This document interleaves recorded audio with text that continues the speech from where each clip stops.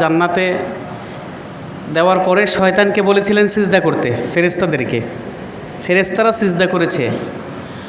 তখন আজাজিল নামক একজন লোক সিজদা করে নাই। আজাজিল সিজদা না করে যুক্তি কায়েম করছে, খলাকতাহু মিন তিন ও খলাকতানি মিন নার। ওটা তো আপনি মাটি দ্বারা বানাইছেন, মাটি তো নিম্নমানের জিনিস। আমাকে তো আগুন দ্বারা বানিয়েছেন, আগুন তো উচ্চমানের, আগুন সবসময় উপরের দিকে যায়। তো আমি কেন তাকে সিজদা করব?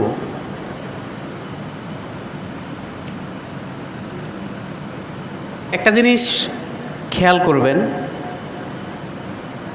নামাজ না পড়া এক বিষয়, এক জিনিস, আর নামাজের বিরোধিতা করা আরেক জিনিস। সে যদি সিজদা না দিত, আমল না করতো, এটা এক বিষয় ছিল, কিন্তু তার পক্ষে যুক্তি খাড়া করে সে তার বিরোধিতা করছে। মূলত হয়েছে বিরোধিতা বিষয়টা, যার কারণে আল্লাহ তাকে জান্নাত থেকে বিতাড়িত করে দিয়েছেন। এত বড় সম্মান ছিল, সে মুআল্লিমুল মালাইকা ছিল তার উপাধি। এত বড় উপাধি থাকা সত্ত্বেও এত সিজদা করেছে যে আসমানের কোনো অংশ খালি নেই যেখানে সে সিজদা করে নেই। সে খাজানাতুল জান্নাতের যত প্রহরী ছিল, দুনিয়া এবং দুনিয়ার আসমানের যত ফেরেশতা ছিল, সকলের লিডার ছিল। এত কিছু হওয়া সত্ত্বেও আল্লাহ তাআলা তাকে বিতাড়িত, লানত দিয়ে দিলেন। সব আমল বরবাদ হয়ে গেছে, সব আমল বরবাদ হয়ে গেছে। শয়তান যখন আমল বরবাদ হয়ে গেছে দেখলো, দেখার পর আল্লাহর কাছে বলতেছে, আল্লাহ, আমি তোমার এত ইবাদত করলাম, এই তুচ্ছ আদমকে সিজদা না করার কারণে আমাকে বিতাড়িত করে দিলা, আমাকে কি কোনো সুযোগ দিবা না? দেখেন, তওবা করে নাই, কত বড় তেড়ামি।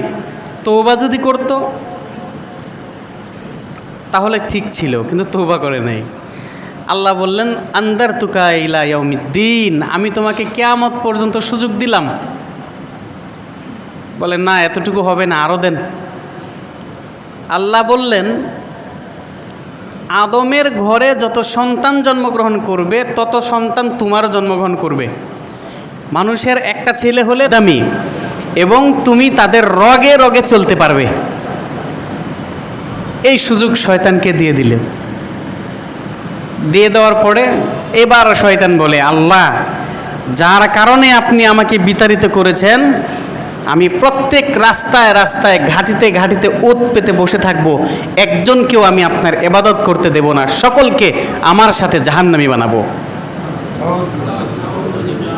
এবার আদম তো কথাগুলো শুনলেন, শোনার পরে বলতেছেন, আল্লাহ, আপনি শয়তানকে এত শক্তি দিয়েছেন আর আমাকে দুর্বল করে সৃষ্টি করেছেন। আমি তো আপনাকে ছাড়া এক মুহূর্ত তার হাত থেকে বাঁচতে পারবো না, আমার সন্তান সন্ততি বাঁচতে পারবে না।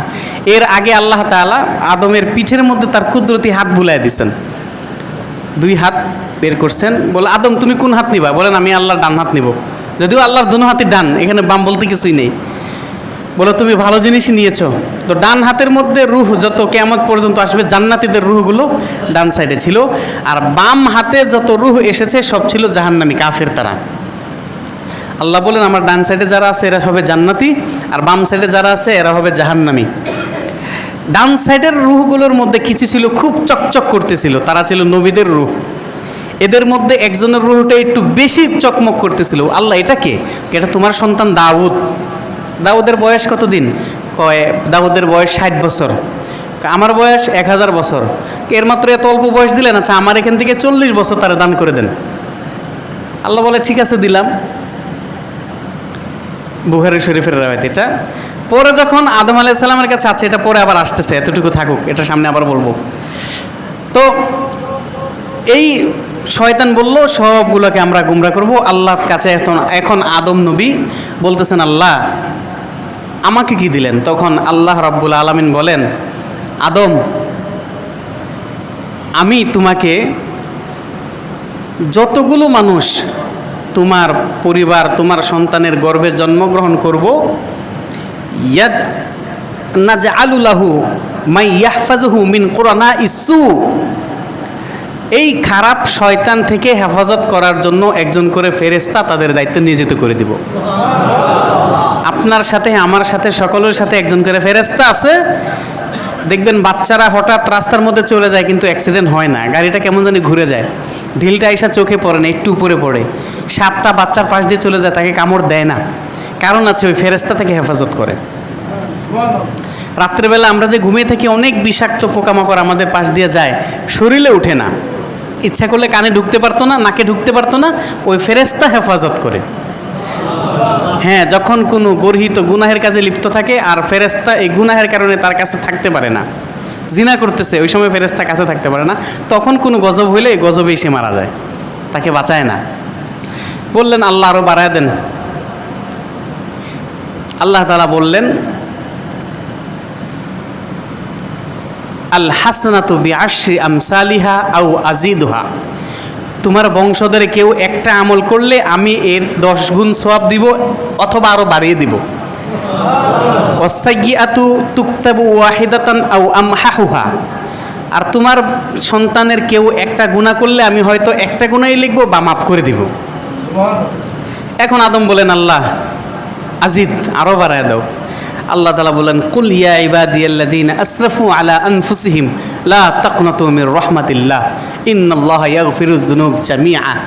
এখন আল্লাহ আয়াত, এই কোরআনে আয়াত আছে, হে আমার বান্দা যারা নিজের নফসের উপর জুলুম করেছো, আমায় আল্লাহর উপর থেকে তোমরা ভরসা হারায় ফেলো না, আমি আল্লাহ তোমাদের সমস্ত গুনাহ মাফ করে দেব। আদম নবী বলেন আল্লাহ আরও দেন। আল্লাহ বললেন আত-তাওবাতু তুকবালুহা মা কানাত ফীহিমুর রূহ, ঠিক আছে তোমার সন্তানেরা যতই গুনাহ করুক না কেন, যতক্ষণ পর্যন্ত তার রূহ থাকবে ততক্ষণ পর্যন্ত তার তওবা আমি কবুল করব। সারা জিন্দেগি গুনাহ করছে, মৃত্যুর আগ মুহূর্তে খালি যদি বলে আল্লাহ ভুল করছি মাফ করে দাও, সাথে সাথে আল্লাহ তাকে মাফ করে দেবে। আদম নবী বলেন আল্লাহ আরও বাড়ায় দাও। আল্লাহ বলেন আগফির ওয়ালা উবালি, আমি তোমার সন্তানদেরকে মাফ করতেই থাকবো, এতে আমি আল্লাহর কোনো যায় আসে না, যাও ক্ষমা করবই আমি। এইভাবে আল্লাহ দুজনের কথা শেষ হইল। হওয়ার পরে আদমকে বললেন আদম তুমি আর তোমার স্ত্রী হাওয়া এই জান্নাতে থাকো, শয়তানকে জান্নাত থেকে বের করে দিছে, এখন তুমি থাকো জান্নাতে, তবে ওলা তাকরাবা হাযিহি শাজারা ফাতাকুনা মিনাজ জালিমিন, এই গাছের ধারে কাছেও যায়ও না, জালেমদের অন্তর্ভুক্ত হবে। তো শয়তানের কাহিনী থেকে আমাদের একটা শিক্ষা নেওয়া উচিত, নেওয়া আছে। এখান থেকে উলামায়ে কেরাম বলেছেন আদমকে আল্লাহ সমস্ত আসমা জিনিসের নাম শিক্ষা দিয়ে তাকে বানিয়েছেন আলেম।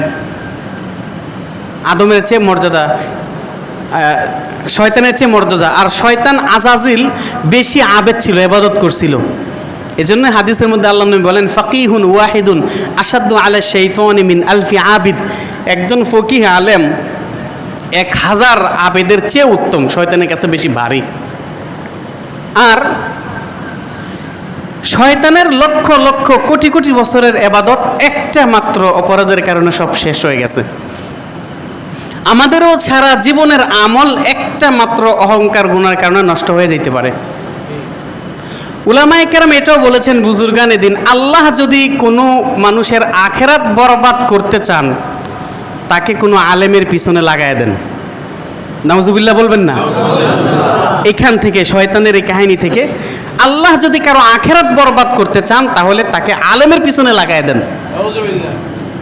তখন সে ইমাম, খতিব, মুয়াজ্জিন, খাদেম, মাদ্রাসার মুহতামিম, হাফেজ সাহেব, শিক্ষক, যে কোনো লোকের পিছনে বাজে এবং তার দোষ বর্ণনা করতে থাকে, তার পিছনে দেখে তাকে কোনো বিপদে ফালানো যায় কিনা, কথা বলা যায় কিনা, এই কাজগুলো তখন সে করে। ওইখান থেকে এসেছে, আদম আর শয়তান তার পিছনে লেগেছিল।